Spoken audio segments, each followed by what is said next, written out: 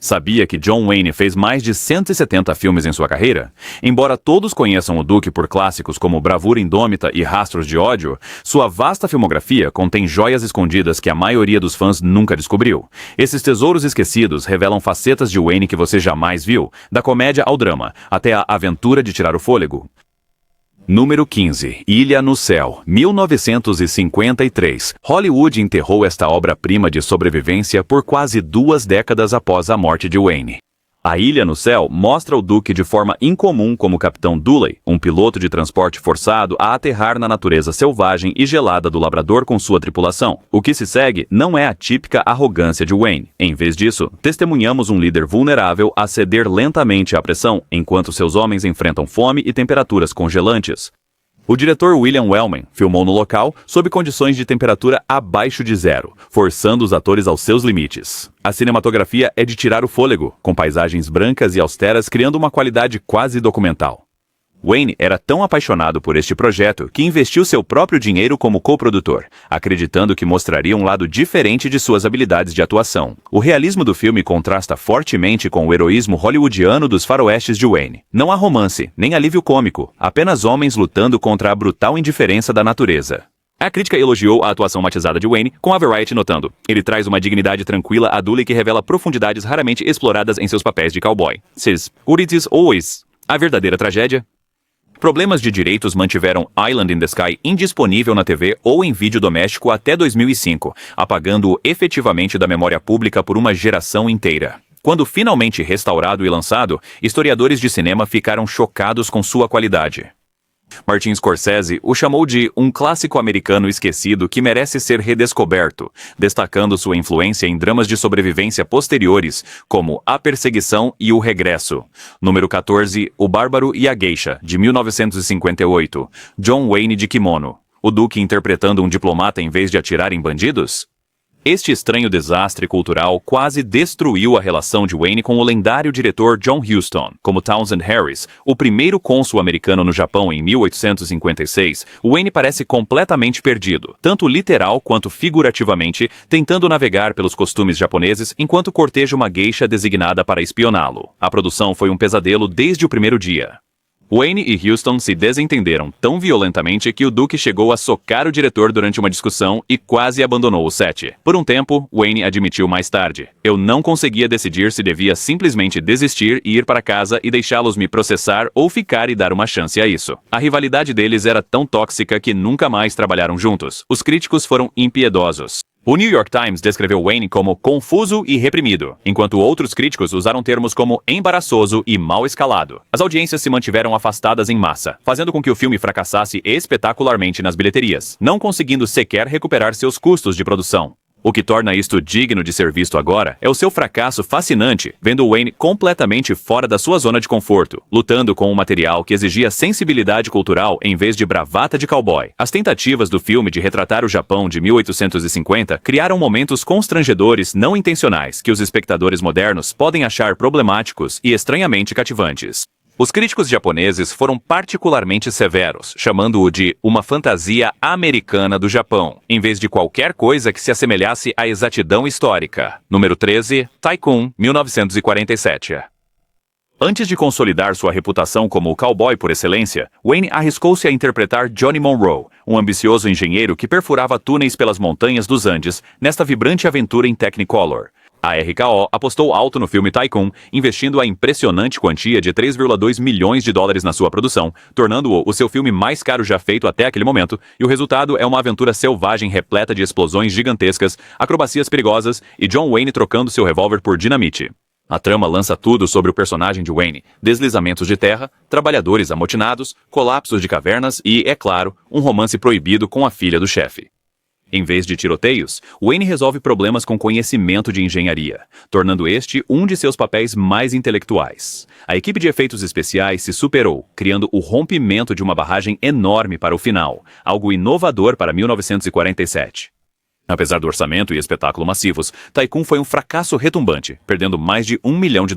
Com 128 minutos, os críticos reclamaram que era inchado e com um ritmo estranho. O próprio Wayne parecia desconfortável interpretando um homem de ciência em vez de ação. No ano seguinte, ele estrelou em Red River e, rapidamente,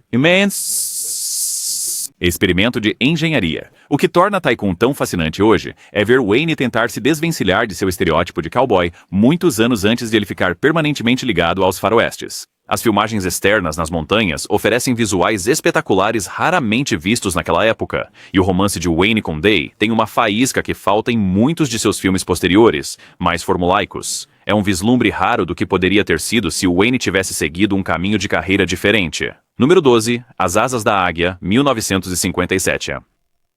John Ford e John Wayne se reuniram para esta emocionante cinebiografia que até mesmo fãs fervorosos de Wayne costumam perder. Baseado na história real do comandante Frank Spig Wedge, Wayne interpreta um pioneiro da aviação naval que fica paralisado em um acidente bizarro, apenas para se reinventar como um roteirista de sucesso em Hollywood.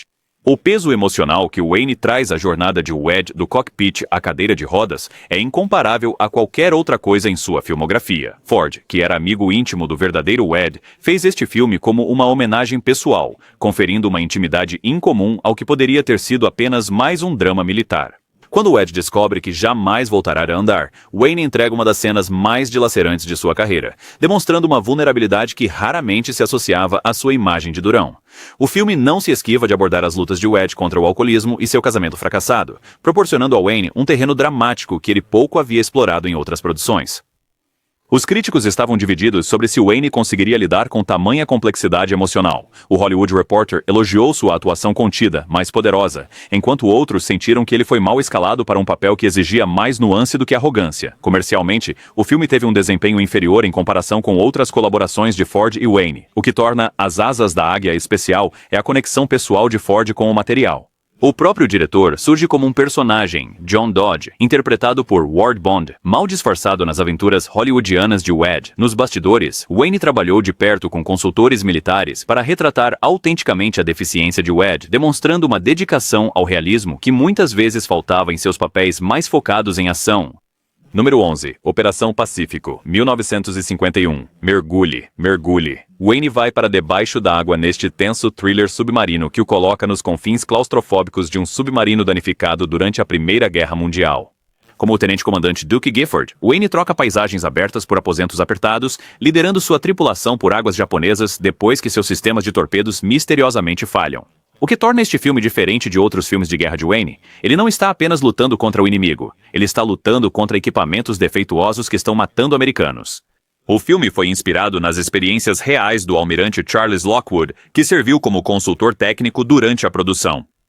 Wayne levou seu papel a sério, passando semanas com submarinistas de verdade para entender a pressão e a precisão exigidas debaixo das ondas. O resultado é uma de suas atuações mais tecnicamente autênticas, com Wayne operando periscópios e sistemas de torpedos com uma expertise convincente. Patricia Neal coestrela como o interesse amoroso de Wayne, e a química entre eles adiciona profundidade ao que poderia ter sido apenas mais um filme de guerra. Ward Bond, que apareceu em 23 filmes com Wayne, interpreta o capitão do submarino com uma autenticidade rústica que equilibra a presença mais heróica de Wayne. Os críticos não foram gentis, chamando o filme de formulaico e propaganda, mas o público adorou. As cenas de batalha subaquáticas, embora usassem modelos, foram consideradas inovadoras para 1951. O historiador de cinema Leonard Maltin notou que Operação Pacífico mostrou a disposição de Wayne em dividir os holofotes com elencos anos antes de se tornar moda em Hollywood. O aspecto mais controverso do filme foi a glorificação da guerra submarina apenas 6 anos depois do fim da Segunda Guerra Mundial. O público japonês ficou particularmente ofendido com cenas que mostravam a tripulação do submarino de Wayne celebrando depois de afundar navios inimigos. Número 10. Allegheny Uprising, 1939. Lançado apenas uma semana após seu papel de destaque em Stagecoach, este drama da guerra revolucionária quase descarrilou a carreira de Wayne antes que ela realmente começasse.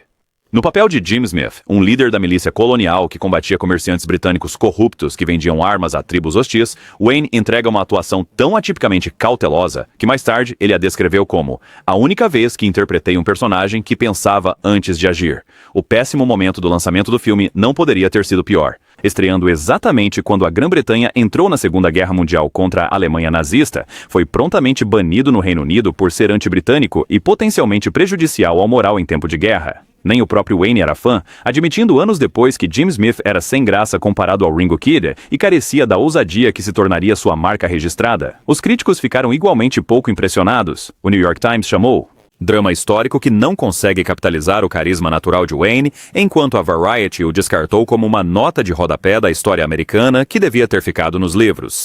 O filme mal conseguiu recuperar seu orçamento nas bilheterias, e a RKO o engavetou rapidamente.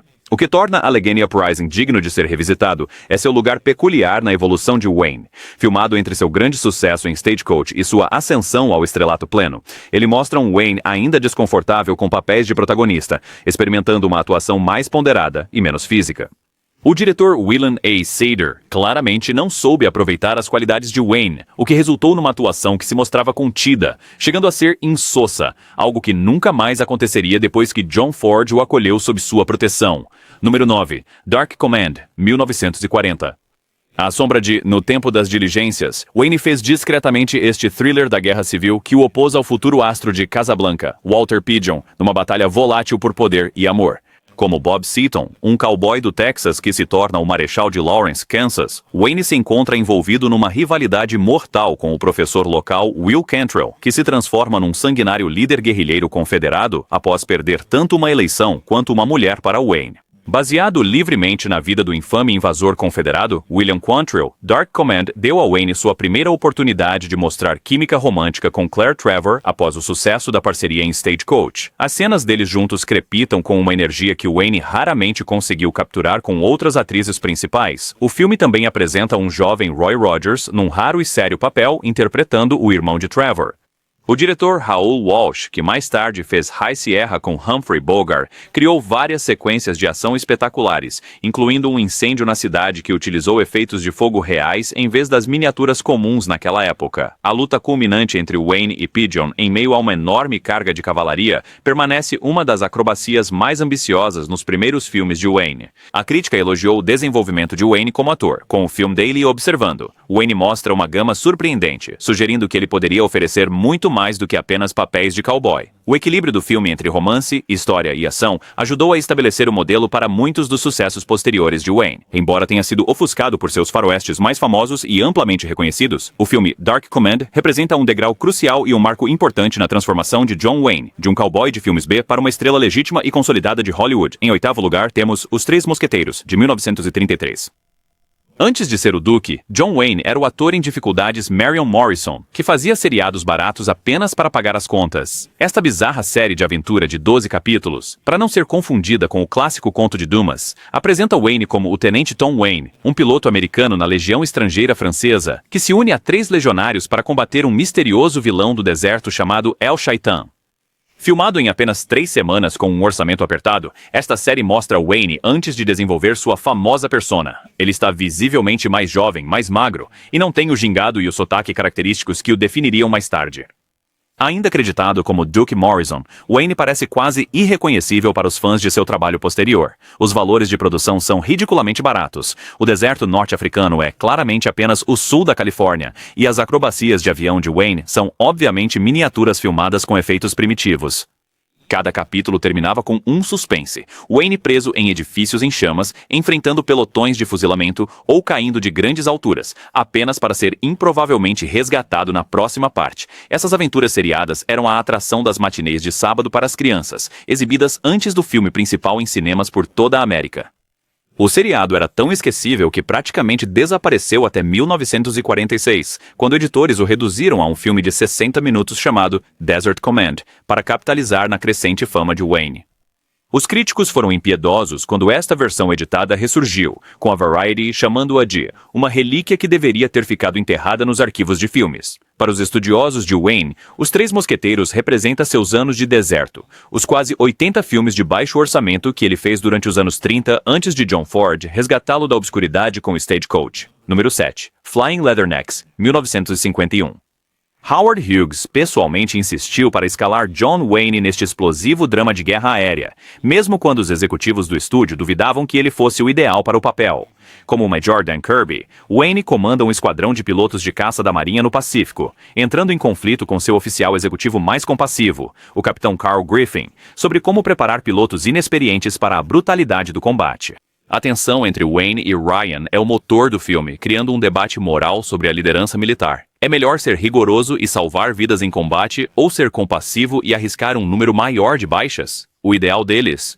explode durante a campanha de Guadalcanal, onde pilotos despreparados pagam o preço supremo. O conflito deles não era apenas na tela, no entanto. Nos bastidores, Wayne se desentendeu repetidamente com o consultor técnico do filme, o AIS da Marinha, Major John Smith, que abertamente zombava de Wayne por nunca ter servido nas Forças Armadas, apesar de interpretar tantos soldados na tela. O diretor, Nicholas Ray, combinou cenas de cockpit encenadas com filmagens de combate reais, criando sequências de aviação que foram consideradas inovadoras para o ano de 1951. Hughes, que era ele próprio um grande entusiasta da aviação, insistiu numa precisão técnica meticulosa em cada detalhe, desde os procedimentos de rádio até as cenas de manutenção das aeronaves. Os críticos, no entanto, ficaram divididos.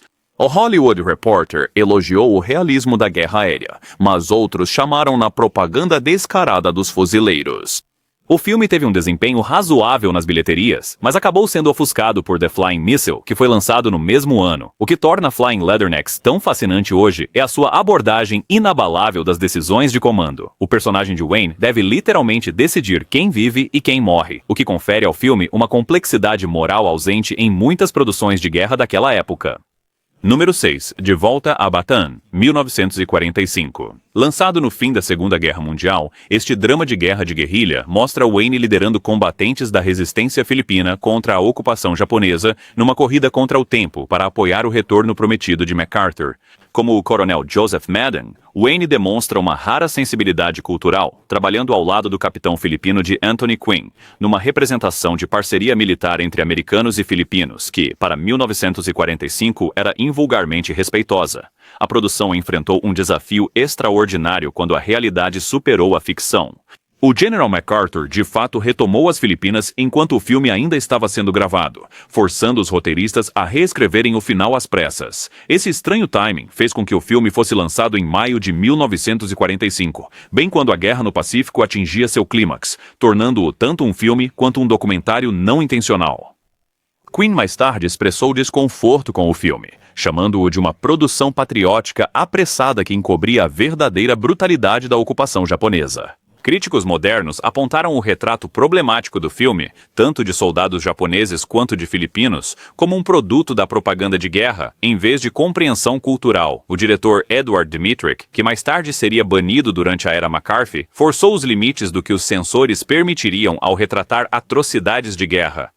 Uma cena mostrando professores filipinos sendo enforcados por se recusarem a remover a bandeira americana de sua escola foi baseada em eventos reais e considerada chocante para o público da época. Apesar de seus elementos propagandísticos, Back to Bataan contém momentos de surpreendente nuance. O personagem de Wayne luta com seu papel de salvador branco, acabando por reconhecer que os combatentes filipinos são, de fato, os heróis de sua própria libertação. Uma postura progressista para o Hollywood dos anos 40. Número 5. Flying Tigers, 1942. A transformação de John Wayne no herói de guerra americano começou com este filme de ação eletrizante, lançado apenas alguns meses após o ataque a Pearl Harbor. Como Jim Gordon, líder dos voluntários Flying Tigers que combatiam os japoneses na China, Wayne estabeleceu a persona do comandante militar durão, mas justo, que ele aperfeiçoaria ao longo de toda a Segunda Guerra Mundial. O que é chocante, esta obra-prima de propaganda foi apressada para a produção tão rapidamente depois que a América entrou na guerra, que chegou aos cinemas enquanto os verdadeiros tigres voadores ainda lutavam na Ásia. As sequências de combate aéreo foram revolucionárias para 1942, combinando aviões em miniatura em fios com edição rápida para criar batalhas aéreas que deixaram o público agarrado aos seus assentos. A equipe de efeitos especiais realizou magia visual com um orçamento apertado, reutilizando, de forma notória, as mesmas cenas de aviões explodindo várias vezes ao longo do filme. A sua engenhosidade rendeu 3 nomeações ao Oscar de efeitos visuais, gravação de som e banda sonora. O momento do filme e a mensagem patriótica fizeram dele o primeiro sucesso de bilheteria de $1 milhão da Republic Pictures, mas nem todos ficaram impressionados. O verdadeiro comandante dos Tigres Voadores ficou furioso com as imprecisões do filme, considerando um disparate de Hollywood que pouco se assemelhava às suas operações reais na China. Wayne, que nunca serviu nas Forças Armadas, começou a enfrentar críticas que o seguiriam por toda a sua carreira por interpretar heróis de guerra, sem nunca ter vivenciado o combate em primeira mão. Apesar dessas controvérsias, Flying Tigers consolidou o status de Wayne como o ator militar preferido de Hollywood. O diretor David Miller criou personagens memoráveis, além de Wayne, incluindo Paul Kelly como um médico e John Carroll como um piloto imprudente cujo arco de redenção confere ao filme uma inesperada carga emocional. O sucesso do filme estabeleceu o modelo para dezenas de filmes de ação de guerra que se seguiram. Número 4. Os Fighting Seabees, 1944. Wayne mata soldados japoneses com um trator neste brutal filme de propaganda que a Marinha usou para recrutamento. Como Ed Donovan, um empreiteiro civil frustrado porque seus trabalhadores desarmados continuam sendo mortos por forças inimigas, Wayne faz lobby pela criação dos batalhões de construção, construtores militarizados que poderiam construir aeródromos e defendê-los simultaneamente. O filme oscila entre a dramatização histórica e a publicidade militar descarada. Trabalhando diretamente com a Marinha do ZEUA, o diretor Edward Ludwig teve acesso a instalações e equipamentos reais de treinamento CB, conferindo autenticidade às sequências de construção. No entanto, as cenas de combate entram em um território desconfortável para os padrões atuais, especialmente quando o personagem de Wayne atropela deliberadamente soldados japoneses com um trator de esteiras enquanto sorri, uma cena que arrancou aplausos do público de 1944, mas levanta questões éticas agora. Susan Hayward interpreta o interesse amoroso como uma correspondente de guerra apanhada entre Wayne e o seu rival, o oficial da Marinha Dennis O'Keefe. O triângulo deles adiciona uma complexidade inesperada ao que poderia ter sido um filme de ação simples. A sequência de batalha final, onde os Seabees defendem um aeródromo usando equipamento de construção como armas, permanece uma das cenas de combate mais criativas em qualquer filme de guerra de Wayne. Críticos reconheceram o caráter propagandístico do filme, mas elogiaram seu valor de entretenimento. O New York Times classificou-o como um patriotismo descarado que, no entanto, proporciona emoções genuínas, enquanto a Variety observou que Wayne nunca foi tão convincente como um guerreiro relutante forçado ao combate. Os verdadeiros Seabees abraçaram o filme tão completamente que o seu lema oficial, "Nós construímos, nós lutamos", vem diretamente do diálogo de Wayne, mostrando como a linha entre Hollywood e o recrutamento militar se apagou durante a guerra. Número 3. Reunião na França, 1942. John Wayne em segundo plano para Joan Crawford. Este esquecido thriller de guerra coloca o Duque num raro papel coadjuvante como Pat Talbot, um piloto de caça americano abatido sobre Paris, ocupada pelos nazistas, que depende de uma socialite francesa elegante para sobreviver. Crawford assume o papel central como Michelle Delebecq, uma mulher que inicialmente nega a realidade da ocupação alemã até perder tudo e encontrar um propósito ajudando soldados aliados a escapar. O diretor Jules Dassin, que mais tarde seria colocado na lista negra durante a era McCarthy, cria um thriller de gato e rato surpreendentemente tenso, enquanto Crawford e Wayne desviam-se de agentes da Gestapo por toda Paris. O improvável romance deles se desenvolve em meio a perigo constante, dando a Wayne a chance de mostrar vulnerabilidade em vez de seus habituais atos heróicos. Philip Dorn entrega uma atuação arrepiante como o noivo e colaborador de Crawford, criando um triângulo amoroso com riscos reais. A MGM apressou a produção do filme para capitalizar a entrada dos Estados Unidos na Segunda Guerra Mundial, o que resultou em inúmeras imprecisões históricas que os críticos não hesitaram em apontar. O New York Times o descartou como um melodrama preposterous, enquanto a Variety reclamou que Wayne parecia desconfortável num papel que exigia mais romance do que ação. O desempenho de bilheteria do filme foi medíocre, rapidamente ofuscado por dramas de guerra mais autênticos. O que o torna fascinante hoje é ver Wayne completamente fora de sua zona de conforto, interpretando um personagem que passa a maior parte do filme se escondendo em vez de lutar. Sua química com Crawford tem uma faísca inesperada, especialmente nas cenas em que ela o disfarça de trabalhador parisiense. Crawford mais tarde alegou que Wayne tinha pavor de trabalhar com ela, sabendo que ela era a estrela maior na época. Número 2. Rio Lobo, 1970. A colaboração final de Howard Hawks e John Wayne se tornou o filme que convenceu Quentin Tarantino a parar de dirigir após seu 10º filme.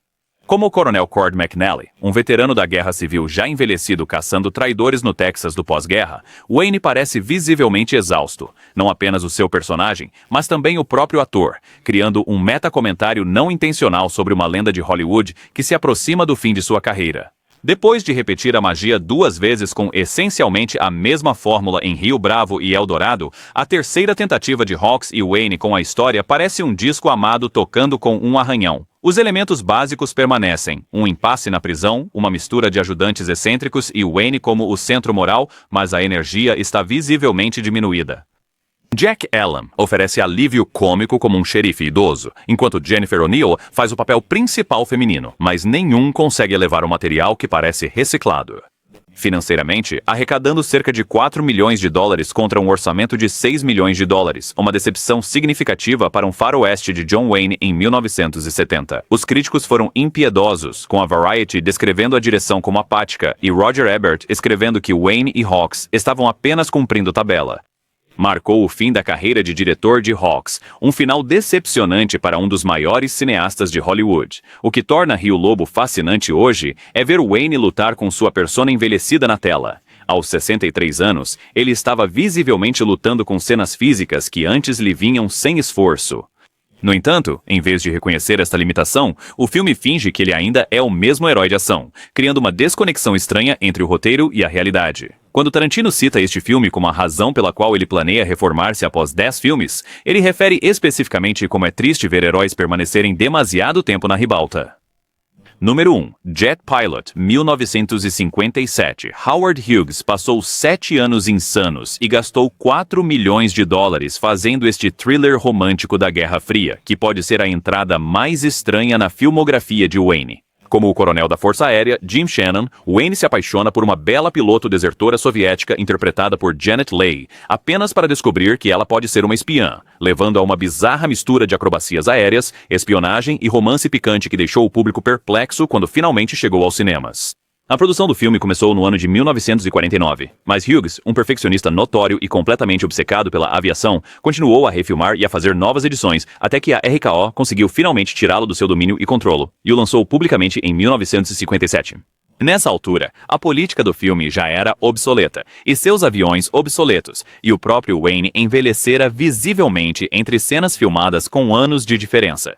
O resultado é uma bagunça fascinante, com cenas de fotografia aérea de ponta.